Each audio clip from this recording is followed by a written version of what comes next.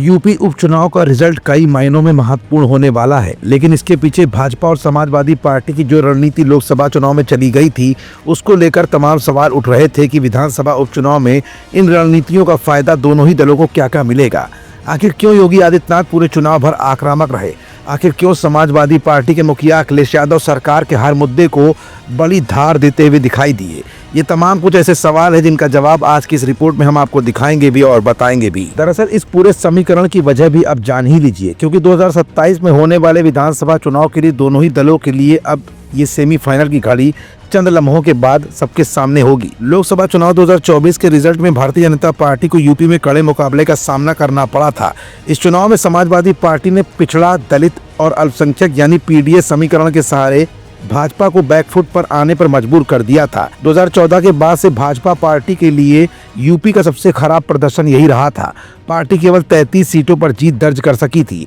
वहीं समाजवादी पार्टी ने पार्टी के गठन के बाद पहली बार 37 लोकसभा सीटों पर जीत दर्ज कर इतिहास रच डाला था।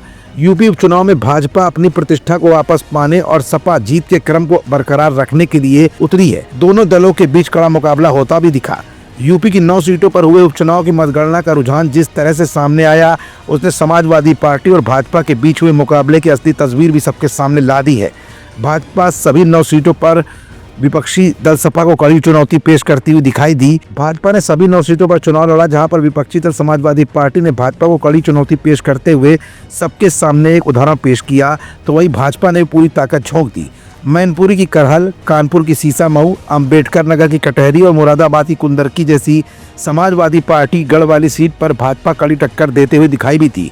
समाजवादी पार्टी के लिए यूपी उपचुनाव की चुनौती बड़ी है। लोकसभा चुनाव में जीत के बाद कार्यकर्ताओं का मनोबल बढ़ता हुआ दिखाई दिया है। हालांकि यूपी उपचुनाव के पहले सीएम योगी आदित्यनाथ बटेंगे तो कटेंगे के नारे के साथ अपनी रणनीति को बुनते हुए नजर आए थे।